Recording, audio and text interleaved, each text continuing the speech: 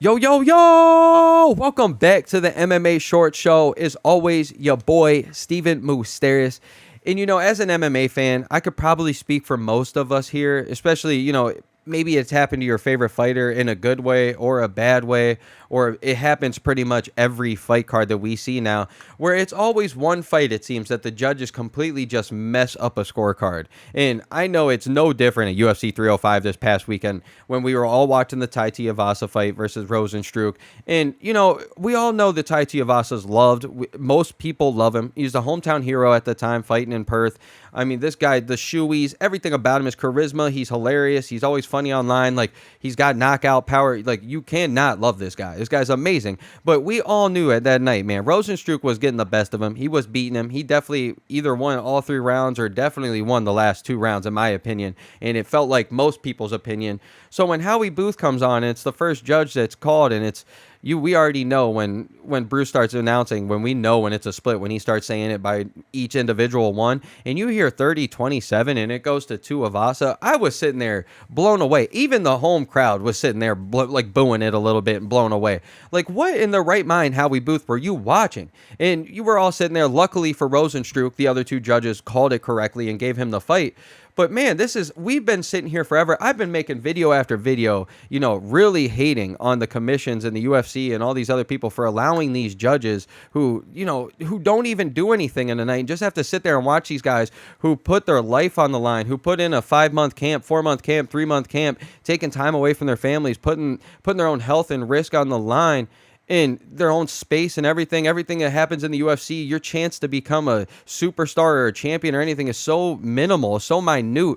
And this isn't like the MLB. This isn't like the NBA. This isn't like the NFL, where these guys have 16 games, 17 games, 82 games, 100 and something games to go out there and go, you know what? I had one bad play or I had one bad game, but I can come back next week. Like, in MMA, you can't do that, man. You take way too much damage. It's way too much risk. Like I think everybody says, you can play basketball, you can play baseball, you can play football, you play all these sports. You can't play fight, man. This is serious. This stuff is on the line. And for these judges to go out there and just ruin people, like I say, it reminds me of like a year and a half ago when this man Douglas Crosby on one night on Friday night was doing a Bellator fight when the Danny Sabatello and Rafion Stotts fight, one of the closest fights I've ever seen. It was 3 rounds to 2, no matter how you split it. That's how close of a fight this was. And Douglas Crosby goes out there and calls it 50-45 for Danny Sabatello. And then the very next night, in one of the most controversial fights that anybody has watched in forever, gives Paddy Pimblett the fight over Jared Gordon, which we all know Jared Gordon won that fight.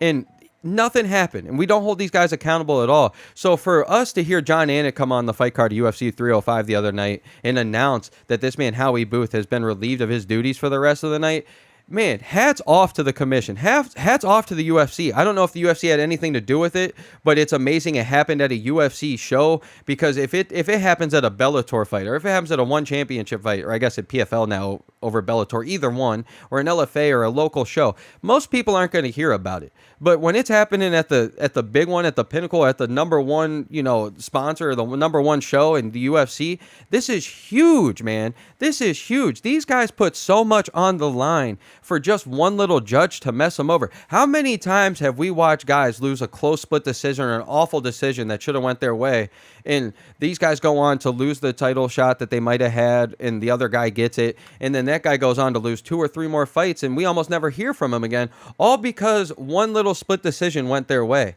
Went against them, and this guy could have went on to be a title shot. Like Piotr Jan comes to mind. That's happened to him multiple times. You can think of it so many. I'm sure there's so many cases that I'm not willing to sit there and think about right now, just for the sake of the video. But I mean, this thing it's so crazy how 3 guys, 3 ladies, whatever it is, no matter what, human beings can be sitting there at a table next to a fight and be in charge of these guys' livelihoods. The success rate for these fighters are so low, and for us fans who love these guys, I mean, as a Jon Jones fan, I can say I've been pretty lucky with him on a couple of times, with the Thiago Santos fight, with the Dominic Reyes fight, for the first Gus fight. He's got lucky on those sides, but there's been plenty of times where my other guy, Max Holloway, in my opinion, the first 2 fights with the Volk fight, I thought he won those fights, and he goes out there and loses to judges. And I know Dana White and all these guys say don't leave it in the judges' hands, but man, when we're sitting here hyping up, I hate how we always hyping up the UFC and always hyping up the skill level, but then once these guys go to a decision against an absolute killer who's supposed to be amazing and supposed to be so high level, you're not going to be able to finish these guys. Fighting is not that easy. You can't take out, especially for a 125 or a 135 or a 45 or a 55er. These guys are so good, and even nowadays we're seeing it at heavyweight and light heavyweight and the 85. These guys are getting so technical and so good. Like Drakus last night at 185 when Anderson Silva was fighting, somebody gets rocked. They didn't have the whereabouts to go for a takedown or to get into a clinch or something. This man Drakus was rocked a couple times there and was doing everything he could to get Izzy down and to make something happen, to maybe even hopefully get to a decision or get to a point to finish.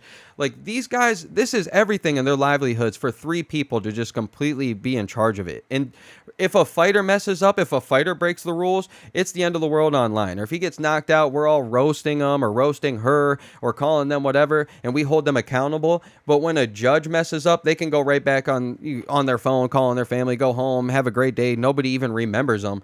And I love to see how they're finally taking action, and they're finally trying to prove, like, hey, we're making a change here. We're not allowing these people who don't even train in MMA, don't even train Muay Thai, don't even train any of the martial arts, wrestling, anything, no background in it, can somehow sit there and be judges. It blows my mind, man. And shouts out to the commission over there in Perth or the UFC, whoever was in charge of that call. Shouts out to y'all, man. This is what I want to see. Out of all the videos I've made talking crap about these, these judges and everything and how we need to do something, to see them actually do something is amazing. And as an MMA fan, I'm excited to see what they're going to continue to do, because I've always been sitting here. There should be a quarterly class that these guys should go through, or annual class or something that should be getting recertified and should be going over these certain situations. Like when we see these refs go through these weird little calls and everything, and they have to go through another course, and they got to go, like we see Herb Dean all the time, always watching, and everybody, you can name any ref that loves this. And Big John McCarthy's been an avid guy of it too.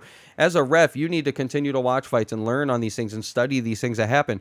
As judges, you can just go out there again and mess up 4 or 5 calls in a row, and guess what? Oops, I'm going right back out there. Nobody knows my name. The average person doesn't know these guys' names when you're watching these fights. So for this to finally be taking action, man, I am very proud to be a fan right now. And this was awesome to see. And I think they said it's only happened one time before for the UFC, but I don't even remember it. So this is one of the first times I've heard about it. And it feels like every fight night, it doesn't matter where you're watching it or who's fighting, it always seems there's one crazy judge that just blows it all out, and I'm happy to see him taking action. So, as always, your boy, Steven Moustaris. Let's go, baby. Let's go.